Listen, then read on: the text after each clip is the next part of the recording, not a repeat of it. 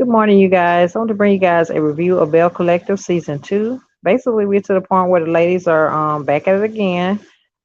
We start off with Letitia. Letitia has basically started her, not going to say started her empire, but she's increased her empire.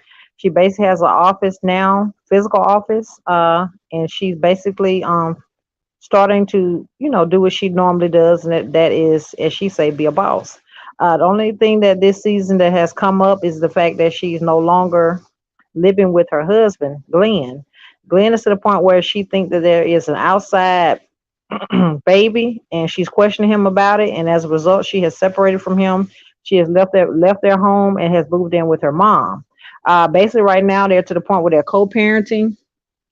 He basically comes for a visit and actually picks up the son. Uh, when he comes to pick up the son is very excited to go see his dad. Uh, she basically says that she hates that it has to be this type of environment because her son is used to them living in the same home, co-parenting together, and most importantly, doing family type things together. She basically breaks down after the son leaves and lets the mom know that she hates that it has to be this way, but she feels like it's best because she doesn't want to be one of those things where she's with him knowing that he may have an outside child. I watched the season last year and I kind of gave him the side eye. I knew it was maybe something going on with that husband, but I couldn't pinpoint it. But to know that not only was he unfaithful, but he might have an outside kid. I think at the end of the day, he realizing now that he lost a good thing. He decides he wants to pop up at the office and he brings her flowers. And he kept saying that he was trying to get his wife back. She says she wants to give him a chance, but not to the point where she feel like she can really trust him. So at the end of the day, I think it's one of those things where she's battling with herself because she feels like she put so much time into this actual relationship. And like she said, he took the time to repropose, and in the same breath, he texting another woman. She also asked him why would he feel it be comfortable enough to actually have unprotected sex with somebody he barely knows and come back and have sex with her. I think it's one of those things where he kind of miss her now that she ain't gone. When they actually living together, he kind of took her for granted. He basically had a lot of list of demands he wanted for her. The main demand was he kept saying she wasn't spending time with him. With her, I'm sorry, she wasn't spending time with him. Actually, she had a lot more time for him, whether he knew it or not. Because at the end of the day, her office was actually at the house. I think he just wanted her to step down and basically be dependent upon him, and that wasn't what she was willing to do. So I think it's one of those things where his male ego basically got in the way of their relationship, and most importantly, the fact that he not only didn't want to be faithful to her. As a result, we to the point now where she's questioning whether or not he has a baby. It's one thing for him to be unfaithful, but for him to actually have a baby, I don't know. Me personally, I could not be with somebody that thinks enough of me to go out and even think about having a baby. Now you might could talk about the fact that maybe y'all have infidelity issues. You might could, say, okay, I'm gonna give you another chance. But a baby is a constant reminder that somebody cheated. So she basically asked him whether or not he cheated, and that's basically how the actual season, in other words, this particular episode ends. They always gonna leave with a cliffhanger. We're to the point where we at Miss Marie's world. Marie, she said she wants to be considered as Marie the Dawn. She's basically come back. She says she got a new attitude and a new hairdo. She's basically rocking the blonde. Like she said, blondes have more fun. She says she also is increasing her empire. She now has a methadone clinic, and she also has a rehab clinic as well. She's basically solidifying herself in the world, and most importantly, as the first black woman to have a actual methadone clinic. Not to mention she's being successful, but she also has a lot going on her plate. She's to the point now she has to be not only grandma, but she has to take custody of her grandchild as a result of his mom being shot and killed. The son is to the point he's able to help, but it's not to the point I don't think that he's mentally and most importantly mature enough or financially ready to do it on his own. So therefore, that's why she's helping. Also, she's to the point where she's having a lot of issues with the ladies. So it was to the point where Jayla had a actual get together with all the other ladies, and she did not invite Marie. I think it's one of the things where Marie thought about last season when they actually came in there and they had an argument, and it was about some hair. Marie was saying that Jayla sold her some hair that was not good quality, and Jayla was basically telling her that was not the hair that she sold her, and not to be out here saying ill truths and making her business look bad. So she said as a result, she did not invite her because she did not want to have drama, which is understandable. If you see that you can dodge somebody having issues at your event, then you feel free to do that. Also, we're to the point where we meet with some new ladies, which is So Gucci. So Gucci is basically telling us that she is not only a real estate agent, she also is a fitness guru. She basically is married to JJ. If you're not familiar with JJ, JJ basically had the twins that were on DD4L. That, in other words, the show that used to come on where they had the actual teams that used to be dancing. In other words, Dancing Dog for Life. He actually was the dad on there. And I was really, really shocked to see him on the Belle Collective. But I remember he did get married, but I forgot that this was the lady he got married to. So basically, she is a boss in her own right. But I never, for the sake of me, can't understand what she see in JJ. But at the end of the day, you got to understand JJ did have 3 kids with the other lady. I can't think her name right now. I say it in a minute, but she's a gorgeous woman as well. But it's just something about JJ. He real goofy. I don't see, but he be putting them women. But we're gonna see what he giving this season. And most important, what he got going on. But yep, Miss So Gucci. That's what they call her. That's not her real name. Her real name is Cynthia. But yeah, she let you know that she is handling her business when it comes to the real estate world. She basically was the one that started Jayla. In other words, got her first property to sell. So her and Jayla are real, real cool. They're real tight. Jayla to the point where her and her husband are basically bumping heads because he wants her to have a baby. And she says she thinks he wants her to have a baby in order for her to slow down. He was like, even if she had a baby, he don't think that she would slow down because at the end of the day, she's passionate about what she do. She said in the beginning she think that he wanted her to step down and be a housewife. That's not what she wanted to do. But it kind of she really gave him the side eye because at the end of the day, she felt like she had really dodged the bullet when it came to kids because he has grown children. And like she said, one of the daughters is almost her age. So, it's a big age gap between him and her. But I don't know. It's one of those things where I got through age. I think she really just don't really want to, be a mom, which is not a bad thing. There's nothing wrong with admitting and knowing what you want to do as far as kids are concerned. The problem comes in when you have kids and you're not ready. So at the end of the day, I can respect that. If she wants to be a boss and just handle her business and make money, it is what it is. Some people to the point they're not ready to be parents. So at the end of the day, it is what it is. But I don't know if that's gonna be a deal breaker as far as her marriage is concerned. But like he said that he got kids, true enough, but he don't have no children with her. So I don't know if she gonna listen to him or she gonna do what she do or make a compromise. We shall see. Also, we to the point where we meet Miss Crystal. Basically, Crystal is a radio DJ, and she's to the point where she's doing really, really great when it comes to the radio industry.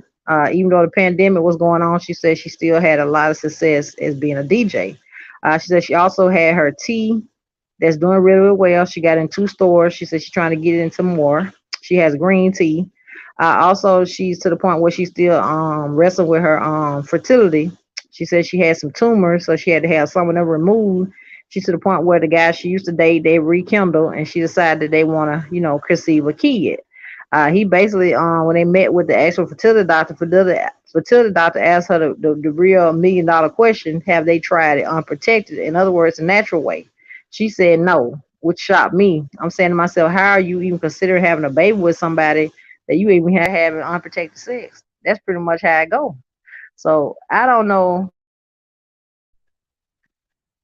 what she got going on. My thing is, I'm not gonna say she looked desperate being with him, but it looks like she feel like her biological clock is ticking and time running out, so she just gonna pick somebody.